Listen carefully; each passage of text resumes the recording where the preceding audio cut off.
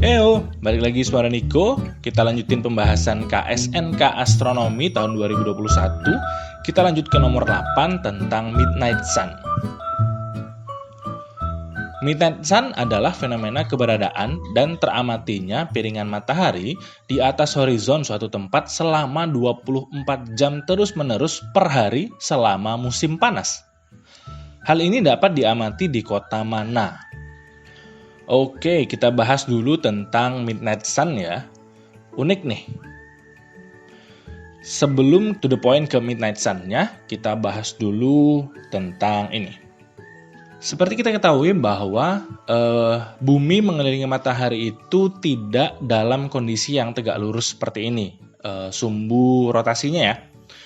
Jadi kalau garis biru putus-putus ini adalah bidang ekliptikanya, bidang bumi mengelilingi matahari, maka sumbu rotasinya itu agak miring sekitar 23,5 derajat, sekitaran inilah. Gitu. Ada planet yang miringnya sampai segini, Neptunus, hampir 90 derajat, sekitar 90 derajat. Tapi kalau bumi adalah sekitar 23,5 derajat, sekitar gini. Nah, efeknya apa? Efeknya adalah terjadinya gerak semu matahari. Nah, matahari itu seolah-olah bergerak seperti ini ya, dari bulan ke bulan. Saat matahari sedang berada di bagian utara, maka wilayah bagian utara Khatulistiwa sedang mengalami musim panas, dan wilayah selatan Khatulistiwa sedang mengalami musim dingin. Dan sebaliknya, saat matahari berada di bagian selatan, maka wilayah bumi bagian selatan sedang mengalami musim panas, dan wilayah bumi bagian utara sedang mengalami musim dingin. Saat di Khatulistiwa berarti ya antaranya ya, lagi musim gugur atau musim semi. Tapi tentu ini dialami secara jelas oleh daerah yang berada di lintang yang menuju ke kutub. Entah itu mendekati kutub utara atau mendekati kutub selatan. Kalau kita yang di Indonesia, yang di Khatulistiwa, tidak terlalu signifikan perbedaan pergerakan semu matahari ini. Terus kita bahas yang tadi, fenomena Midnight Sun tadi, kita lihat seperti apa sih? Oke, kita bisa amati model yang seperti ini ya.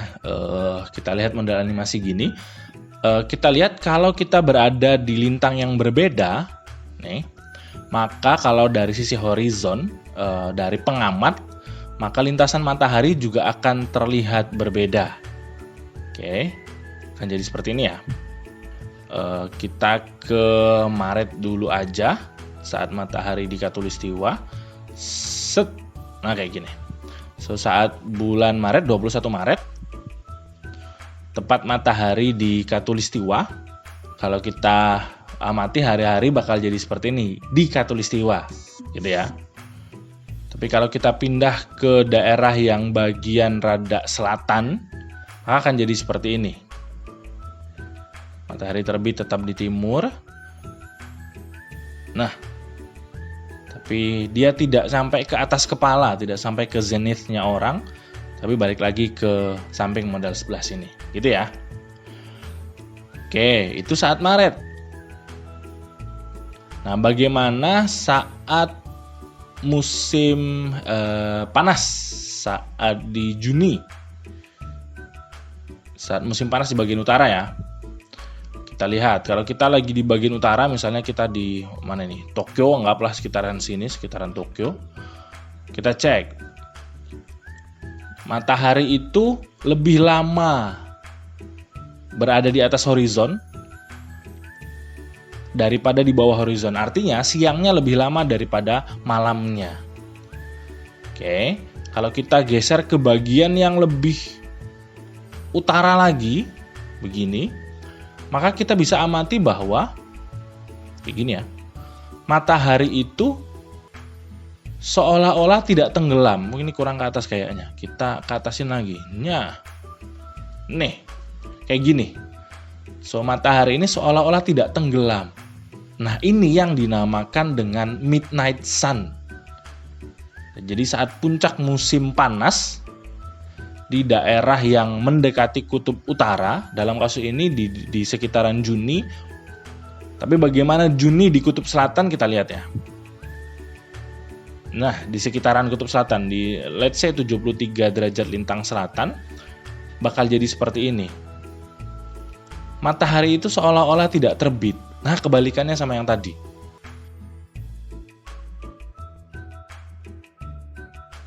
Gitu ya, matahari memang tidak terbit. Nah, bukan seolah-olah nih, memang beneran.